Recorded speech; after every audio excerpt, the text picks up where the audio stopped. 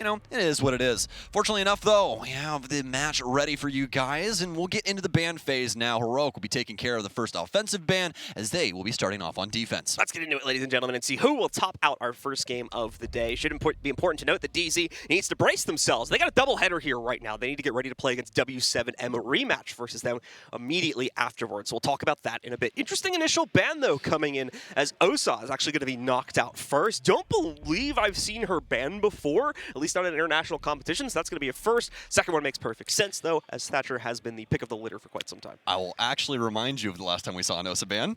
It was actually not Chalet, it was Coastline at SI 2022. It's true, yeah. Because Osa was so good at taking control of Aqua and making it to where plants were super easy around that billiards table.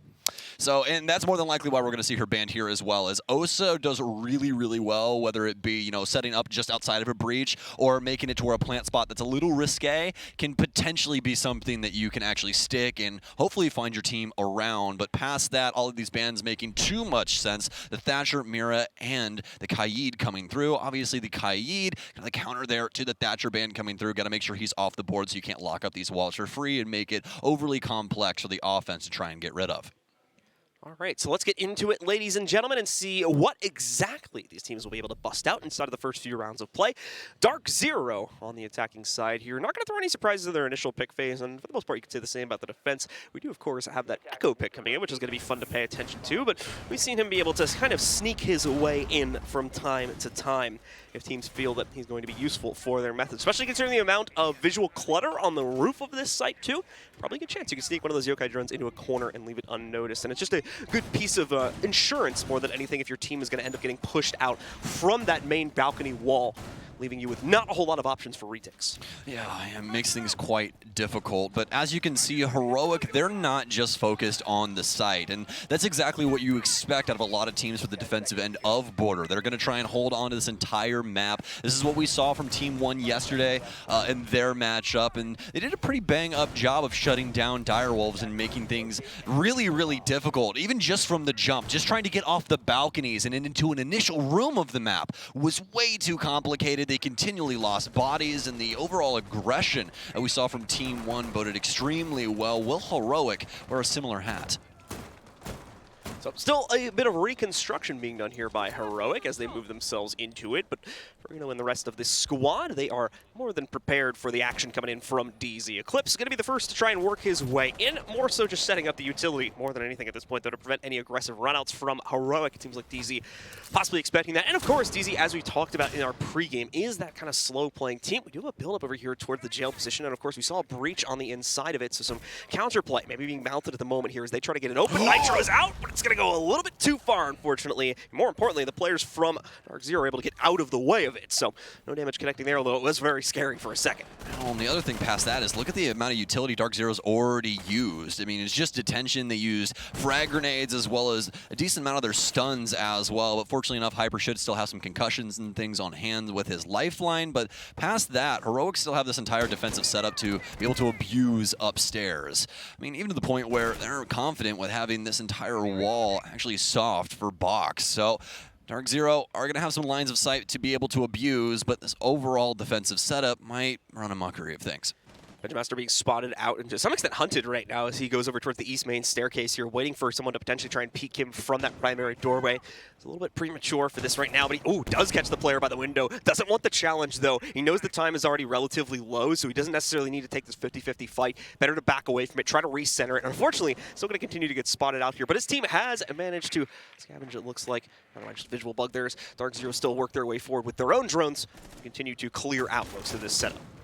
For NJR and the rest of the squad, though, time is starting to get a little bit low, but as we said, this is how we expect DZ to play. They flourish in these low time scenarios, just trying to hunt down a player here from Heroic slowly but surely. And if they can get even that little +1 advantage, we saw in matches yesterday how much of a difference that can make. But Gorgona turns it around through the floorboards and takes out NJR instead, giving the opening kill over to Heroic. And this is exactly what I was talking about with Gorgona. His ability to waste time is fantastic as he picks up a second now, a third on the docket as he tries to go around the corner. But at the moment, he's worried about stopping this hard breach, shutting it down. And now Uno Meister will be able to jump into the fray too as he knocks out Eclipse. Well, it's going to be a downed Jaeger and possibly a dead Pamba, but no, a nice flick, and he'll take out Sloth as well. This is technically doable, but very minimal time here and going to require a lot of heavy lifting from DarkZero. Hyper will be across the field over inside of Fountain, trying to take any gunfight he potentially can inside of Archive. Pambazu will eventually go down, does not have an adrenal surge to be able to assist himself in getting back up. In the very first round will go to Heroic off the back of a very straightforward setup, mostly in the sense of the way that they played it out. I wouldn't say in the sense of, you know, how DarkZero were able to break things down. Definitely quite a few different facets being held there, CCTV, Fountain, everything else in between, but DarkZero just spending a lot of time on trying to clear out some of these initial areas, but it just was all for naught. They put the buck downstairs inside of Customs, try and get control of CCTV, but it's all just pure punishment. They don't have anybody trying to influence this fight over top for Gorgana. It's simply NJR just trying to fight him from down low, and that's basically a coin flip. It's a 50-50 unless the buck does something quite magical. Maybe he tags him up with a skeleton key initially or something like that. He's able to down him, but as we saw, Gorgana got away with way too much in that position for how many DZ bodies were in the area. It's the same for when they try to clear out Benja, too. They spend a good 30-plus seconds trying to drone him out and get him into a position where they would have been able to take him down from outside on the catwalks, and just nothing comes of it. He just gives no respect to him. He's like, all right, I'm just going to leave, and backs away from that. So DarkZero wastes a lot of drone presence and time trying to fulfill that, and then the same thing is done later on in the round, as you were just mentioning, with Gorgona, leading to that desperate situation at the end where they just had to try and push the envelope. Unfortunately, at a player deficit at that point due to what they lost, taking out Gorgona.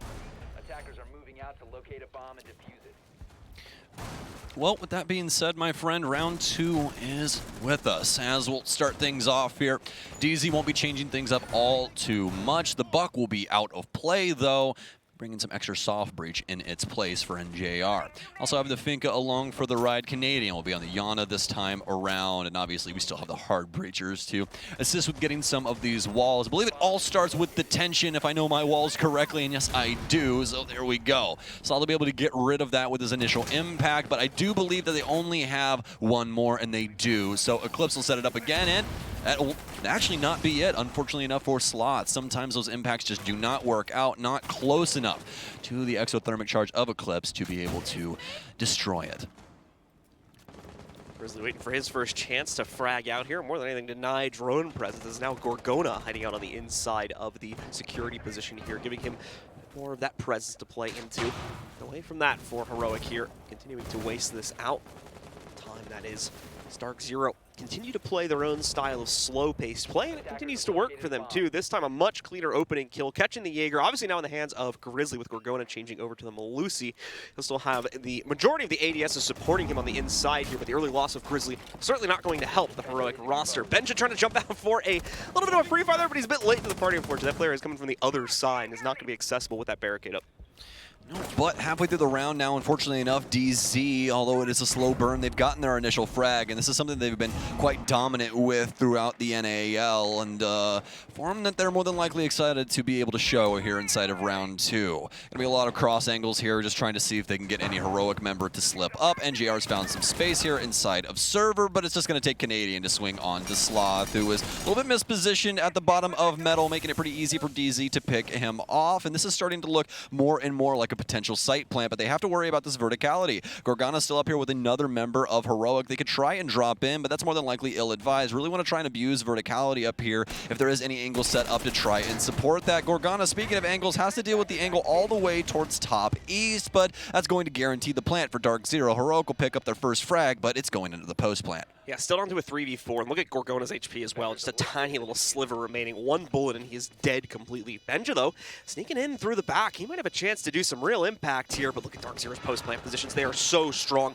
Uno's already been isolated out. He goes down. Benja, he's going to have to make a run out through the jail wall to get anything done here, too. Canadian has already shut down the other player, trying to rotate back in. Gorgona will waltz right up and get a relatively easy kill on NJR, but Canadian, thankfully, has his teammates back post-mortem and is going to be able to trade that out relatively quickly to give DZ a very straightforward round of their own. Yeah, very well done from DarkZero. They get that initial pick, and then they immediately start breaking things up on site, set NJR over towards the far side of the map, and have him start working towards Customs as well as Vents, flushing a decent amount of the Heroic players out of the area. But, I mean, it was a little bit easier for them on that main floor as well, as there really wasn't anyone playing around like the server or workshop area, so he was just practically allowed to walk in via square, as the rest of the Heroic members are mostly centralized around CCTV upstairs, with with a little bit of tidbits downstairs inside of Customs. But as we saw, DarkZero did a bang-up job of clearing that out because of those counter angles and cutoffs coming through, making it very, very difficult for the poor Maestro to try and swing on anybody.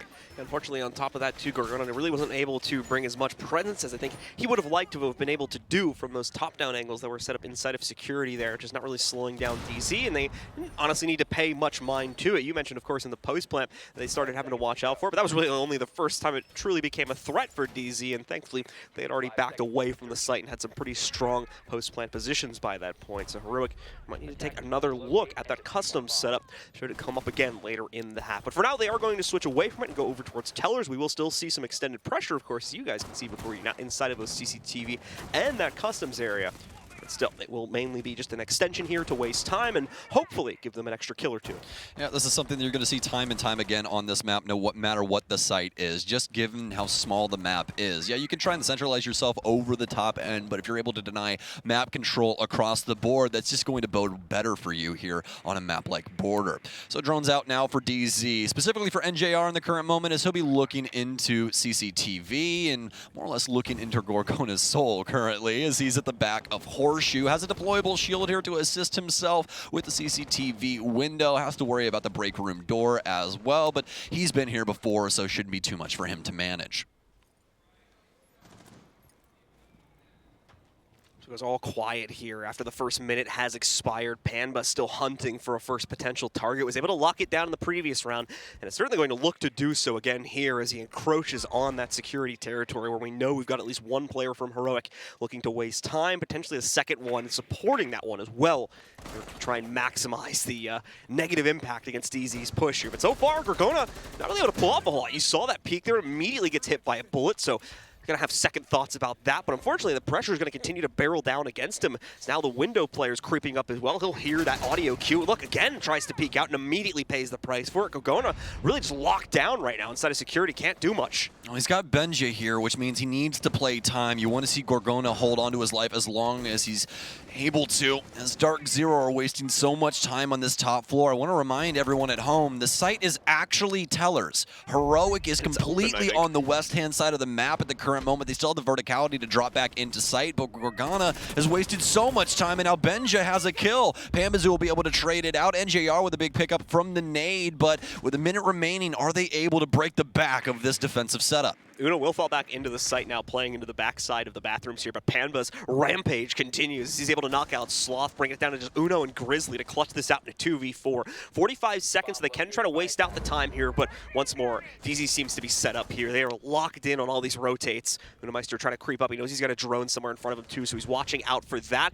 Grizzly having some better luck defending the site from further back, though. He's going to be able to strike back against Hyper, eliminating him, so a bit of a slow start here today for Hyper at 0-3.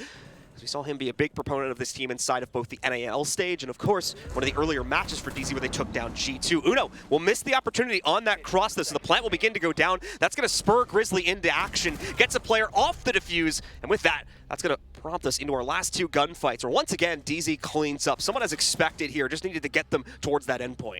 Yeah, very well done from DarkZero. Cool, calm, and collected, and hitting the site like they need to. Get things cleared out, force the hand of Heroic. Some bad moves there as we see. There's no bullets being able to be landed by the Alibi MX4 Storm, just not able to get it done, sadly, in that situation, and really nothing there for the Vigil either at the end of the day. Yeah, Benja's able to get that initial kill, and some very serious time bank soaked up via that CCTV setup, but if you're not able to really, do anything off the back of that, then, well, it doesn't really mean anything at the end of the day, does it? Heroic's defensive end, the actual defensive setup, eventually breaks down. DarkZero get the round and launch us into round 4. All right, let's take a look here and see what exactly DarkZero will continue to deploy towards this Heroic. Finally going to be able to fall back onto that upstairs hold, which worked out well for them at the beginning of this matchup. Unfortunately, things have not worked out for them aside from that. So gambling on this one here. We'll see if DZ was able to correct their own mistakes, and we'll be able to find a better way to insert themselves into the southern part of the building to knock out this extension over on the catwalk as well as the CCTV area, where DarkZero had to unfortunately waste the first 2 minutes or so of time, still unsuccessfully clearing out those players after that time had expired as well. And with Gorgona picking up the 2-for-1 exchange, it really hampered DarkZero's capability to force their way into the site as they had no choice with about 30 seconds left there. Absolutely the case.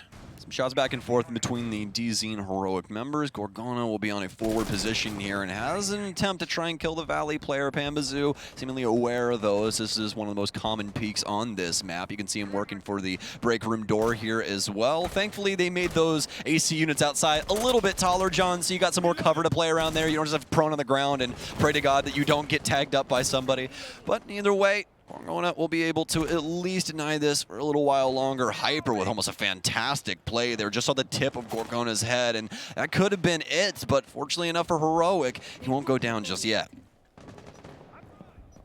Grizzly already re-rotating his way back up towards the site here. DarkZero with a good overwatch from Canadian's drone is going to find out the Benja. Thankfully is not messing around with things over towards the catwalk this time. That doesn't mean, of course, there's no threat to these guys as they try to work their way in through east side. So Panva will take the mantle first up here, but immediately gets resistance from the break room cross here. The soft wall. Looks like Gorgona, the one that's going to throw those shots back against him. But Gorgona's got bigger problems to worry about, a bit closer to home here, especially now that he's been spotted out by that drone. The window's open too, so he has to be careful with the way he hangs around this corner. He'll fall back into it. Doesn't even catch that player on rappel initially until he's shot at, so we'll have to watch out for it now. Thankfully, Sloth is coming to support him. Is going to take some of the pressure off by eliminating Eclipse a bit closer to east, but still, that rappel is a bit too much to deal with, and NJR will take him out. Benja able to exchange once again, though, so Heroic are still holding on, despite the kills being picked up by DZ. Yeah, patience is a virtue, and it works out extremely well for Gorgona, as he'll initially be able to get the frag, or rather NJR will be able to get the frag there and take out Gorgona on that CCTV window. But as you said, the trade comes back, and they'll be able to pick up Pambazoo. That's going to be the Finka off the board. No more adrenal surges to influence the situation. And with 1 minute remaining, DarkZero have got to hightail it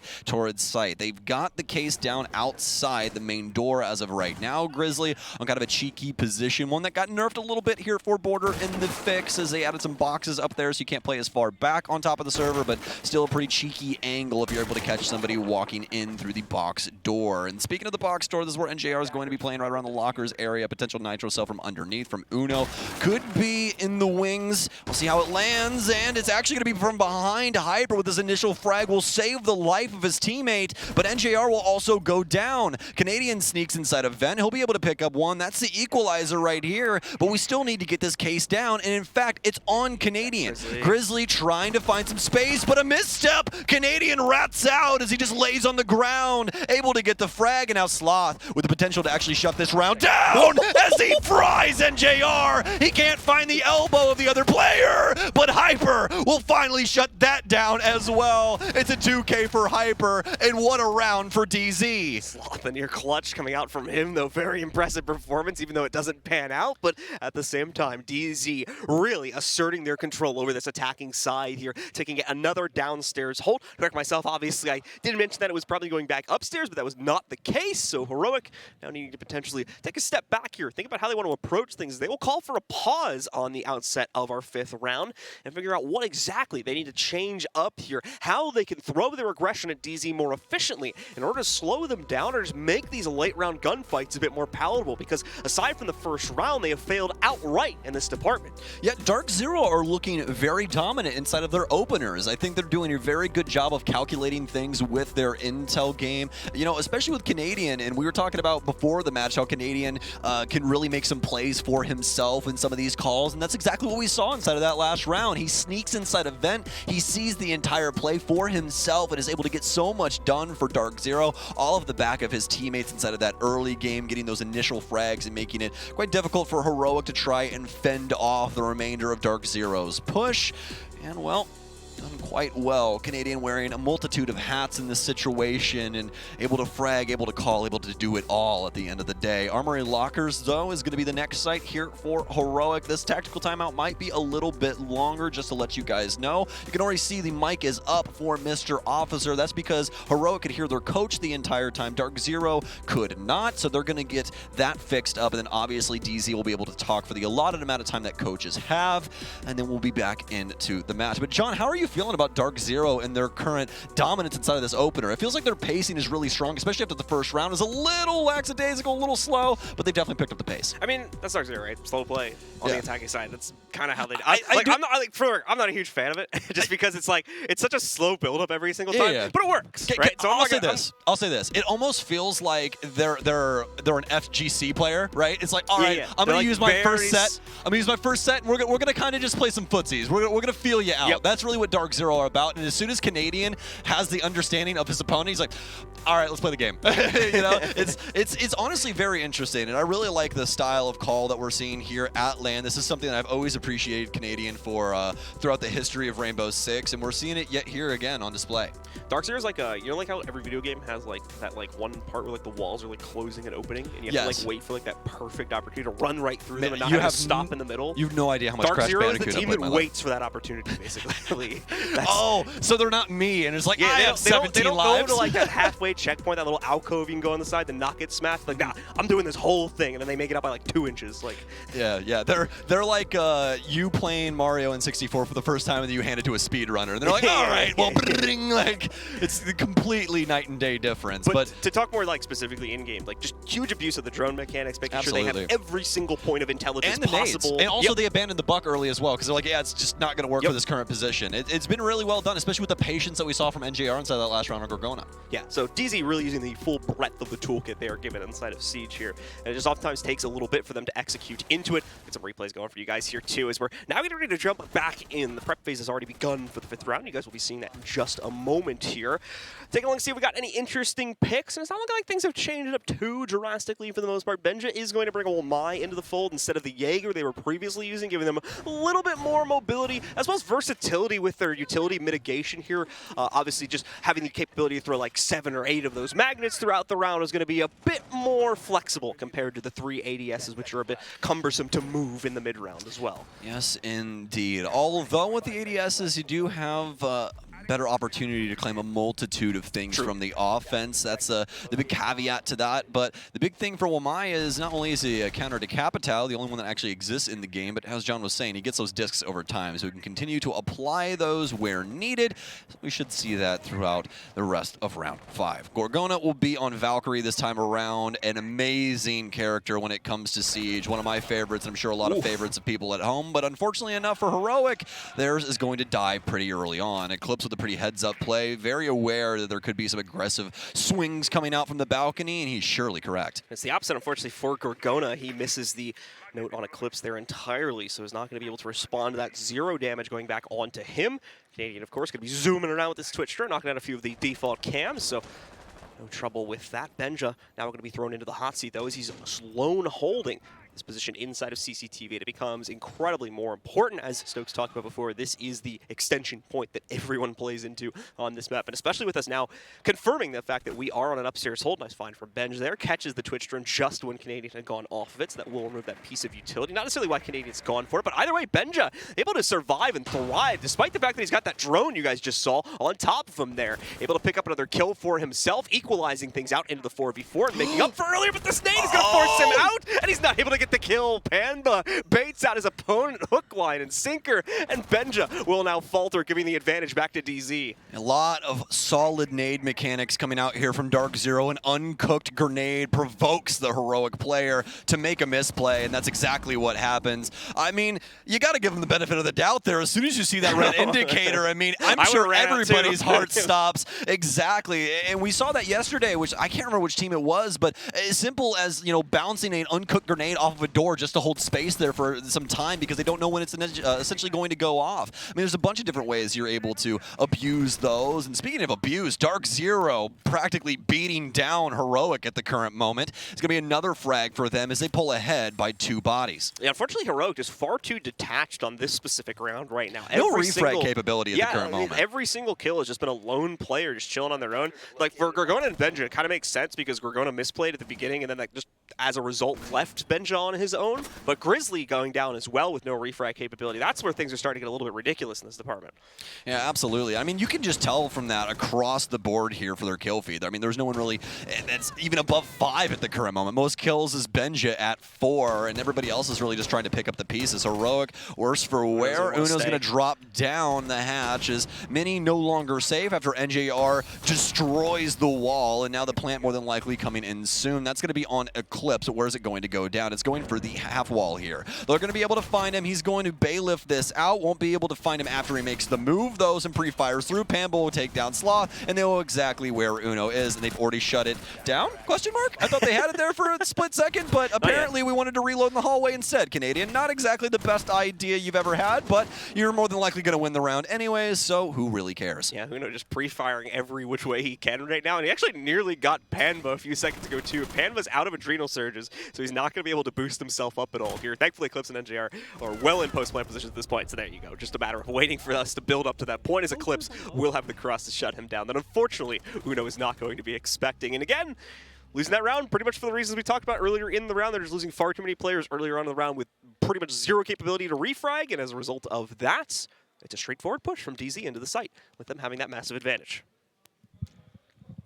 All right, well, DZ continue to trot ahead in a pretty convincing fashion for their offensive side here on Border, and they've got to be happy as a clam when it comes to this map selection because they are taking it to Heroic at the current moment. Now, the big thing about Heroic, just to remind you guys, a lot of these players are quite young and honestly don't have that much international competition under their belt, so this is a situation that is even more intense for them. You always got to think about the mental strain when it comes to situations like this. These guys are on a grand stage in front of all you ladies and gentlemen at home, and definitely can put a pretty strenuous situation to its absolute max. So hopefully they start to feel themselves here soon and can light a fire, because as of right now, not even Uno can get too much done.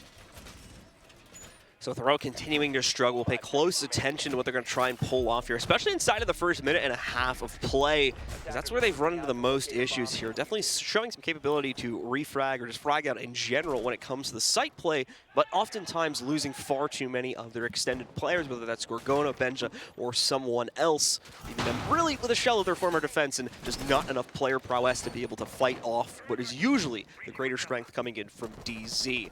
DZ, of course, needing to slowly build up to that, so if Heroic can find a way, like they did in round 1, to just deny those entries entirely or that map control, then things are going to still build up to a much better round for Heroic, but they've been unable to do that ever since the changes were made after the first round from DZ. Yeah, absolutely. I think that frag grenade actually ended up falling on the far side of that little silver sheet there, and since there's like a little lip on it, a lot of the fragmentation was caught up by that, not destroying the mute jammer. So very unfortunate circumstances there for DarkZero. They'll trade damage back and forth between Gorgona and NJR, but past that, not too much to talk about at the current moment, just jiving for position.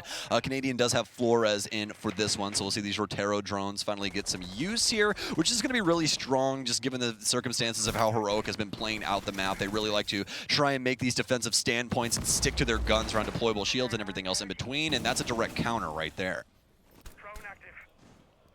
So first half of the round nearly gone. Obviously having that bit of a scary fight between Gorgona and NJR. No true winner resulting from it, however.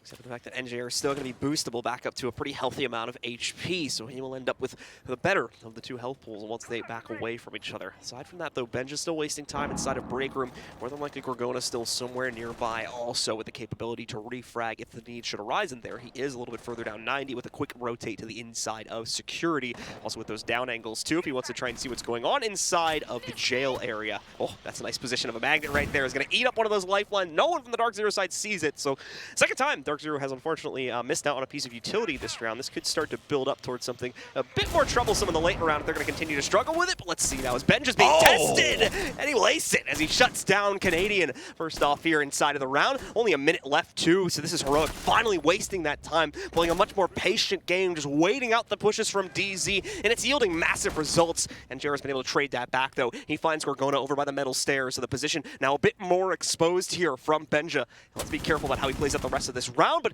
seems like he's been able to fall back into the hallway, and they don't have a good lock on where he's playing from. Nice. So Panba with the denial instead against Benja. Shuts him down, And DZ still in this fight, unfortunately with not a lot of time to play with, however. Yeah, good news is, though, is that they have Pamba up and ready with this LMG. 73 bullets still inside of this magazine. He'll be able to attempt to mow down as many heroic members as he could potentially find.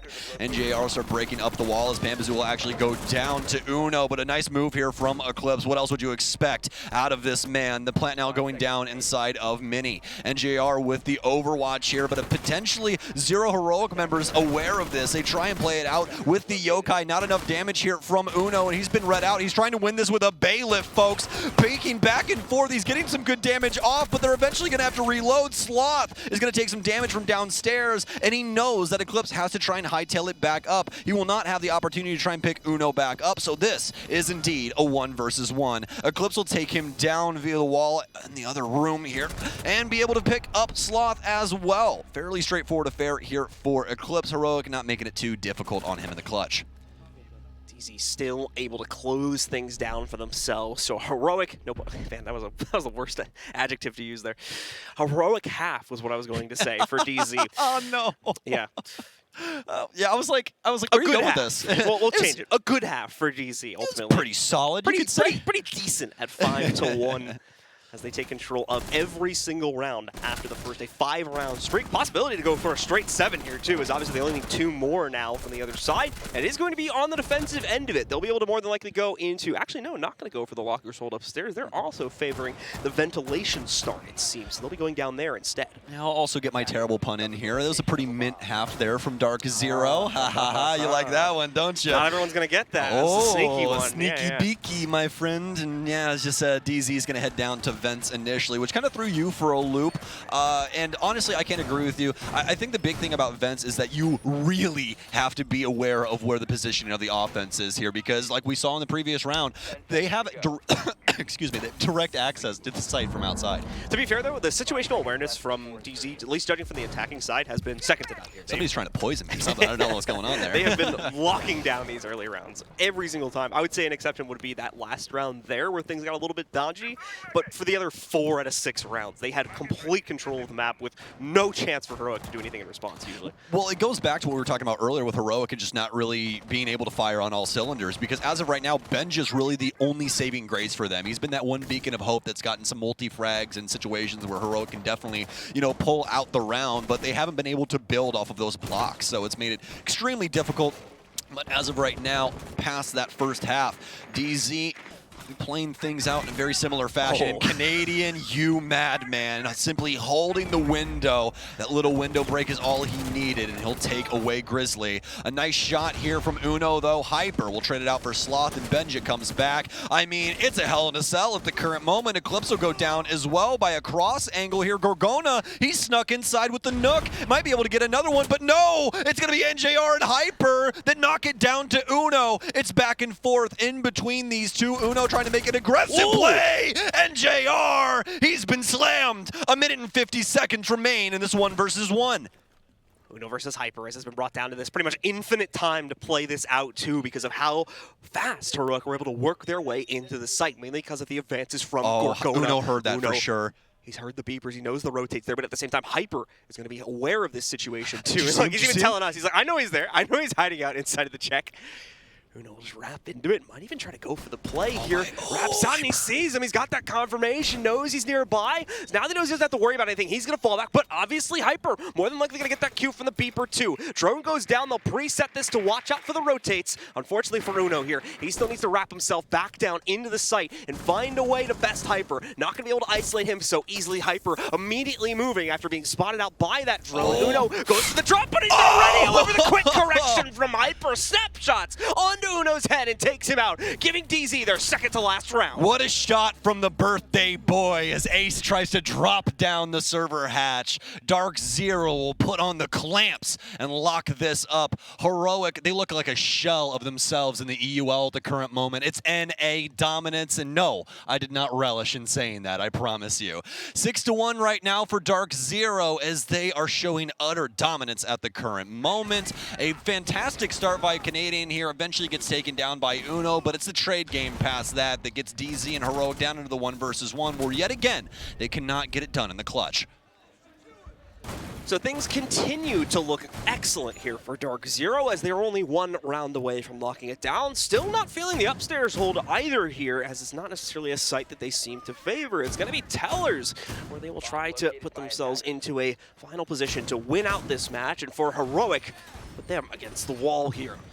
They're going to see a slight change up to the lineup, mainly in Gorgona, going back over. Okay, never mind. Was on the Yana as well. We had the map pick up there from Grizzly, but cool, man, a lot of repicks coming in here now. They realize it's a Teller's play. We are going to see Lion brought in, Nomad brought in, and Capitao as well, now locked in for Uno here. The zero fun lineup. That's what this is. You're not allowed to move. You're not allowed to breathe. Sit in sight. Die. We want this round. Heroic, they're pulling out all the stops here. As you said, the Nomad and Lion especially. Oh, yes, they are. Immediately in and planting, and they've got full site control. DarkZero, you got to do something here. Uno's going to be able to hold this down, not only with a massive capacity on that LMG, John. What the hell was that? Double nitro cell. Things you don't see, but definitely an expected result here in round 8 after what we just saw with Heroic in this opener. Very exciting stuff as Benja will go down in that trade, but Sloth, he's got the sauce at the current moment, and ill-advised nade. There's no way that DarkZero can close it out like this. Uno, he has the Overwatch with this utility. He's going to be able to burn out all of this time and time again, and really no opportunity for them to do anything at the current moment. Uno's down to the smokes. That's it, and with 3 seconds remaining, wait. Hyper's got to stick it. Somebody has to get on case. He has to hold it from this point on. 1 dead, 2 down, and that's it. Heroic able to pick up the round off of such an aggressive play that Grizzly shoots Gorgona in the back of the head to end it. Heroic with a massive push for themselves. They're into Tellers, capitalizing on both teams' strategies that they deployed towards in the previous half as well. Heroic played that site in the same exact way with virtually no one defending it on site. They lock in, they realize that DarkZero is probably going to do something similar, and because of that, they push directly in and are able to get free access to the site. It takes DZ far too long to re-rotate from all their positions, as they were probably still setting things up over towards like customs or somewhere upstairs in CCTV, so they had no time to get themselves back in. And as you can see here, by the time they had arrived, Heroic was already set up with this beautiful use of Capitao as well to burn out any potential time DZ would have had to get on the counter defuse. Yeah, in case you didn't have an opinion about attacker repick yet, well, you probably do now, as it's pretty damn cool, if I do say so myself. Makes it to where the offense has more of a reason to drone things out inside of the prep phase and not be nearly as stingy with their initial information, since inside of the prep phase, outside of reinforcements and some utility usage in certain areas of the map, you're really not going to get anything position-based that you can capitalize on early, unless obviously someone just sticks to a location that you got a drone in, early on, something like CCTV. But past that, a lot of times before attacker repick, nobody except for maybe like one person got a pre-prep drone to initially get them into the building. Everybody just drive their drones back to themselves, pick them up, because those things are worth their weight in gold. But now with attacker repick, you can have major influence inside of the prep phase just by repicking the proper operators. NJR will falter first this time inside of our second match point round here for DarkZero. NJR going down, and that eliminates the castle. So not the biggest piece of utility being lost, is obviously his more than likely already being deployed, but still that player going down. DZ, as we have already seen from the attacking side, has not been put into a good position to respond to lopsided player situations here. So fighting from the back end of a 4v5 is not what they want to try and play with here to close this one out. Thankfully, if this round continues to go badly for them, they still got 3 other opportunities. Oh, Bambazoo might be in a poor position here. Impact's out, but he has the potential of another Heroic member to move in via Passport. He's going to shift up to the main hallway instead, and this has been castle barricaded off. Something that a lot of pros were asking for in the border change, and luckily enough for Heroic, they'll be able to find Bambazoo through different means. Nice little angle there. Benja could have potentially been cut off there by Eclipse, but not the aggressive play just yet. Playing this out on time makes it look quite easy, but oh no, the shots go wide. Potential to take somebody down with a nitro cell, but he's just opened up more angles for the opposing members. He's going to take a lot of damage because of that, just trying to pick up any frag he potentially can to help DarkZero get out of this hole. Canadian waiting for these pre-fires to yield something a bit more visible, and he's not going to be able to lock into it, unfortunately. Uno, in fact, picks up another kill against DZ instead, leaving Canadian really a bit alone here in this position. The rotates in from Eclipse, and he's pretty much immediately going to find Impact before he goes back inside of the customs desk there. Nicely played by him to save his own teammate's life, get a little bit of pressure off of him. Nice. Canadian as well, beautifully timed on the peak to finally catch the pesky Benja that's been causing some serious problems here for DZ. This is now a workable round. gaff there from Eclipse, Oh, and just to no. run into the air jab, and unfortunately doesn't have a good read on Gorgona's position. So he'll take him out finally with that AK on the Nomad, leaving Canadian alone in the site, somewhat surrounded on angles too. He won't make it very far, and Uno finishes off the round for Heroic as they're storming back into this game now in the second half. Yeah, these last 2 rounds have been nigh impossible for DarkZero, just given the opening that we've seen from Heroic. So much aggression, amazing gunfight potential, especially inside that last round as Uno gets the quick trigger pull and takes down NJR. Heroic now battling back, but they still got a long road ahead of them, John. Yeah, they might be on the golden path, but they're going to need quite a few more bricks to get to the end. It's really that first kill right now for me that's making a difference for DZ. Because of the kind of slow-natured play and how much they rely on each other, we're seeing a very, very rough round from DZ whenever they go behind and don't really have that aggressive capability to swing in and get someone to pick up like 2 kills. It's there somewhat for Pan, but it wasn't the attacking side. We haven't really seen it echo through just yet, so I agree with this tactical timeout. They need to figure things out now before this gets out of hand here, as they still only need the 1 round to shut it down. They don't want to push this to overtime, where they're potentially going to lose out on some points from this matchup. Yeah, talk things out. I think that they might need to pull things back just a little bit. Not exactly give Heroic a staging ground inside of the map, but definitely play it a little bit more tight-knit where they're able to potentially trade things out. Because obviously the first defensive round that DarkZero was able to muster was off of the back of Canadians' early aggression, where they were eventually able to get that initial kill, move things over to Break. He gets taken down, but it's still a 4 versus 4. He gets a nice pickup on, I believe, the Finka. So it was just a really good round for DZ from the jump, but these last 2 rounds have been really, really difficult given the circumstances. Yeah, very much the case. So DZ searching for a solution here.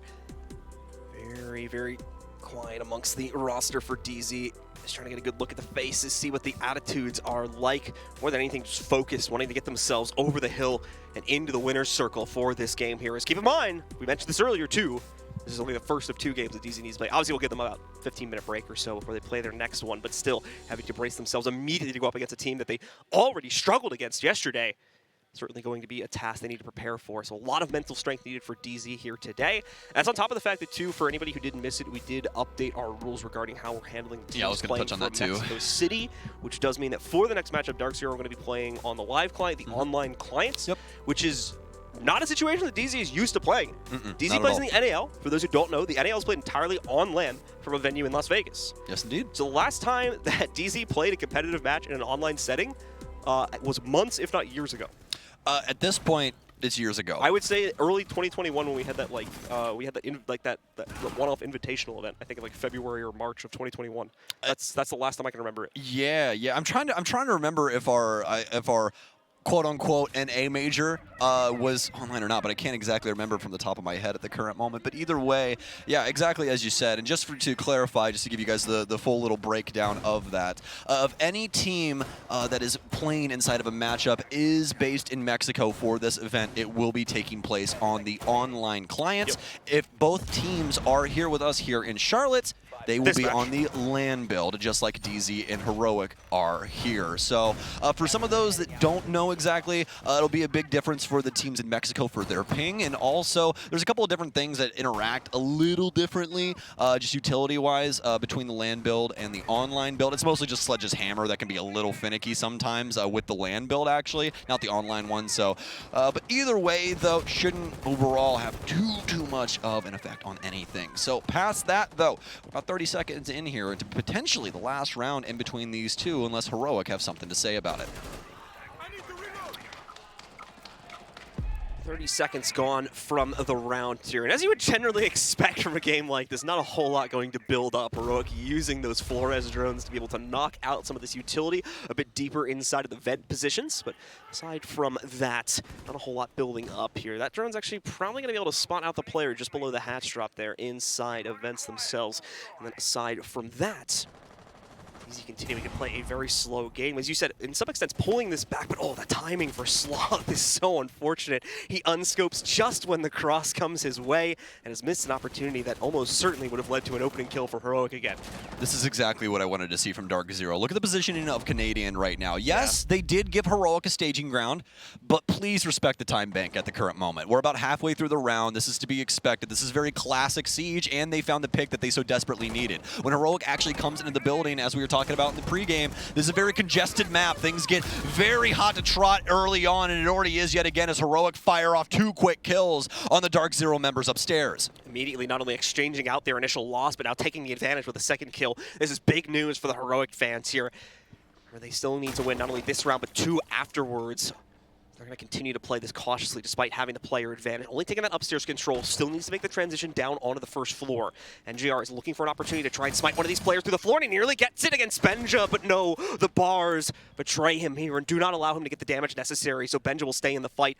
Only about 10 to 15 damage connecting. Hyper wants to line himself up for something later on in the round. Not going to see him trying to rush out towards this immediately, but for the post plant, if he's still able to maintain this position till later on, he could do some serious work here, should Heroic able to put themselves in a position where they can get a play. This is an amazing spot for him to be at the current moment. Could potentially waste so much time, and now as the plant's going down, Hyper can also influence this via the cross, but he has to worry about this player outside if he does want to get a little aggressive. Another issue now for DarkZero is that the top control really isn't in their favor. Heroic more than likely holding on to that as they get this plant down, and yes indeed, Sloth will add to the pile, and JR now on the heap of bodies that DarkZero have across this map. Canadian trying to retake upstairs as obviously this verticality is going to influence this position a lot. A lot of damage though coming in from downstairs as inevitably he'll be taken down by Benja. Sloth will pick up the last kill, and Heroic are on the warpath to overtime. Solid round from Heroic. They're catching on to the slower pace play, and more importantly, the fallbacks coming in from DZ. They don't necessarily bait themselves into it. As soon as they notice it after that first player is lost, they course correct pretty much immediately, focus entirely on just that second floor clear where they know there's going to be actual extensions from DZ, committed to positions there, bring it down to the 4v3, and then work the downstairs clear from there. Beautiful adjustment and beautiful strategy from Heroic here, and it's really putting the heat on DZ, especially since they've already used their pause. They're out of lifelines. They've got to bring something to bear here in order to get themselves another round, and they're finally going to bring the upstairs hold in to maybe give them that win. Maybe, just maybe, but this also could be their last resort at the end of the day. Uno has heated up as well as Benja and Sloth. Uno catching up to Benja in kills actually, where he was tied for the bottom there for just a little while, but he's found his mark on the offensive end. It seems like the AK-12 happens to be a favorite of his as he continues to body DarkZero with it time and time again. As for DZ, they found their initial pick inside of that last round, but it just did not go off without a hitch as Heroic quickly take control of top floor, dust both DZ members, and past that, it's a fairly straightforward affair as DarkZero cannot find any refrags, and there's just too much map control in Heroic's hands at that current moment. So DZ are going to be, of course, extending their positioning out further into the second floor, but more they did in the previous round. That kind of goes without saying since we are going to be in the walker's position this time. That does also mean that Heroic need to clear things out a little bit more down below to have those options to reascend through the inside of metal stairs should they want to use that in order to get access to the site. Still, of course, need to see some mind paid to that CCTV position, and that'll come over the next minute or so once Heroic feel confident they have cleared out the remnants on the first floor here. Panba's position will now be revealed with that drone hopping back in. We're also just going to watch out for further ones. It's 2 free drones going down for him. So already 40% of the drone count gone from Heroic as 2 additional ones had also been sniped out earlier. The first minute almost gone. Sloth will hit his mark as Pambazoo goes down. A nice pickup here from Heroic as they'll start off with their own entry kill and don't even need a gun in order to do it. Just a nice strong arm. So here for DarkZero, now down a man. They need to try and recoup in any way possible, and that's what Hyper's looking for right now. A little bit of an aggressive front here through break room, but does still have the balcony to worry about as he'll look into the ether, not be able to find too much as most of the Heroic bodies are over towards the west side of the map. Heroic will commit the majority of their force, it seems, to this rappel over on the west side of the building to start working themselves in. Canadian ready to throw out some aggression on his own regard here, but no, it's just not going to work for anyone except NJR. He picks up a kill, but even he's pretty much immediately exchanged, and it's just so clean from Heroic. DZ tried to bait into a few of these fights, but every single one except a small one from NJR goes the way of Heroic. They are back in this. They have run the gauntlet back from 1 to 5 and are now just a single round away from triggering overtime. What a comeback from Heroic. So we're going to get DarkZero, or are we going to get DarkZero T? That's the real question. Boo, Thumbs Stokes, down. boo. Two thumbs down. But no, dude, it seems like DarkZero is starting to fall back into very similar pathing as we'd seen prior with this team's history, where we're just back to overtime after overtime with these guys. So hopefully they're able to close it out and claim a multitude of points here, because otherwise Heroic will at least guarantee themselves one if they're able to get this next round. And they have gone down, it looks like, over into, I believe that's Vents they've gone for this round here. I'll confirm that in a second. I actually think it's Customs. Oh, wow. Yeah. All right, so a big gamble from DarkZero then going Massive into this gamble, round. honestly. They're going to be relying heavily on that extension of the CCTV, as well as just the roaming positions in general to kind of keep Heroic at bay, bring them into an uncomfortable time position where they're going to flood into the site, a site which is very open for the taking in a lot of extents, but at the same time, if you're not able to properly drone it out or gather what the setup looks like, you can walk into a trap at the end of the day here. But that's the problem for TZ. Heroic has seemingly had really no problem clearing these types of setups out with relative ease, as we just saw in the last round too. So this is not necessarily a winning changeup for DZ. Something else will have to come to bear here in order to allow them to win it. Yeah, there's so many different ways that Heroic can play this out in a multitude of different levels, even down to their pacing. That last round, very, very calculated, very slow moving, not boiling over at all. Just an initial frag grenade, and then DarkZero have to try and make a move, and they lose 3 bodies because of it. It's just very difficult for them, but Heroic, cool as a cucumber current moment. See if they can continue this reign of terror over DarkZero's defensive end. The reinforcement here being managed by NJR. Just know that somebody is indeed on rappel, looking to see if they want to continue to peek into this, a potential freebie for them, but also the yellow ping coming through. Grizzly aware that more than likely they're going to attempt to impact trick this, and that's exactly why NJR is here. Impact out, and it will not get rid of that exothermic. That was a beautiful reposition there by Grizzly, and more than likely a fantastic call by his teammates to try and assist in that situation. Yeah, once again, the situational awareness making huge strides forward for both teams here. Heroic on the attack and DarkZero the same in the first half as they continue to make some very smart changes. NJR! Access. NJR is going to get himself into the fray, though, from that defensive end of things, still fighting off against that jail breach, by the way. He'll take down Sloth, arguably one of the most impactful players we've seen in this game from Heroic, but there's others that have stepped up, like Benja, like Uno, and they can still make up the difference here, as they've just done to re-equalize us down to a 4v4.